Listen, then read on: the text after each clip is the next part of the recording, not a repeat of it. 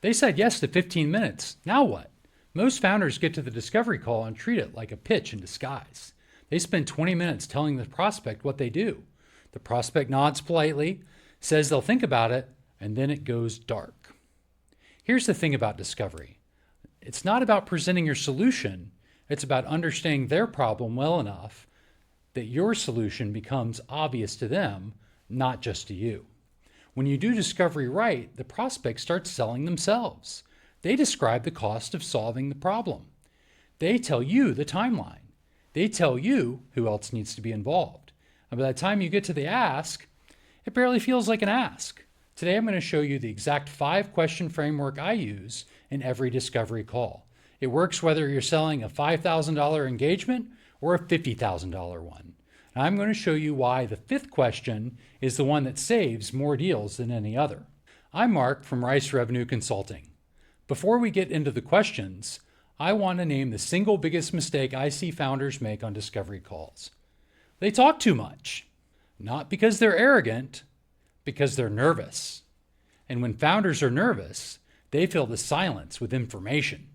They explain their methodology. They describe their past clients. They walk through how it all works. And the prospect sits there, half listening, waiting to figure out if any of this is relevant to their actual problem. The rule I give every founder I work with in a discovery call: you should be talking less than 30% of the time. The prospect should be talking more than 70%. Your job is to ask good questions, listen carefully, and reflect back on what you hear. That's it. That's the whole job. Here's the framework that makes it repeatable. Let me show you how these 5 questions connect in a real conversation.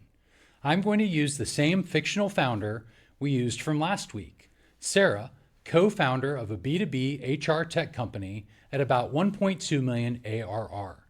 She accepted the 15-minute ask from the outreach message. Here's how the call goes.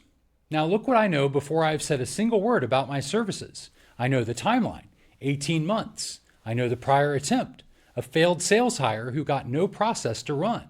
I know the specific outcome she wants to get out of deals and finally work with her marketing hire.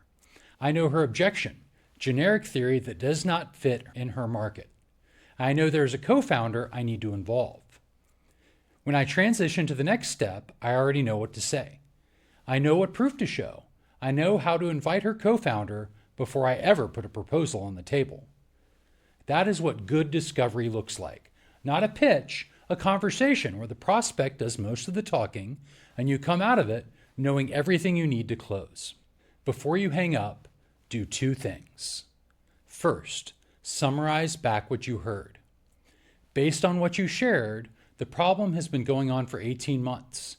The last attempt did not work because the process was missing, and what you really need to get out of the deals so that you can run the rest of the company. Does that feel right? When they say yes to that summary, they've just confirmed their own problem statement in their own words. That is the foundation of your proposal. Second, set a clear next step before you hang up. Not, I'll send you some information, a specific date and time for the next conversation with the co-founder in the room. Would it be worth scheduling 30 minutes with your co-founder this week? I can walk through exactly how I would approach this and how you can both ask questions directly. Deals do not stall because the fit was not there.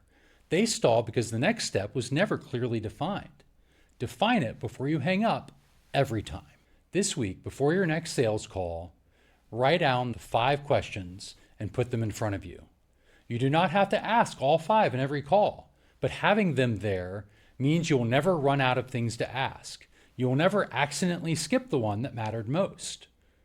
The Discovery Question Card is available as a free download at ricerevenue.com/foundertools. It is a single-page reference you can keep open during any call with all 5 questions, the delivery notes, and space to write what you hear.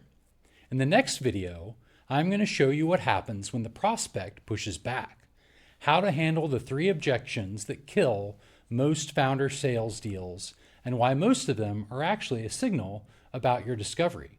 Not your price. Subscribe so you can catch it. Drop a question in the comments that you've used in discovery that has changed a conversation. I read every one.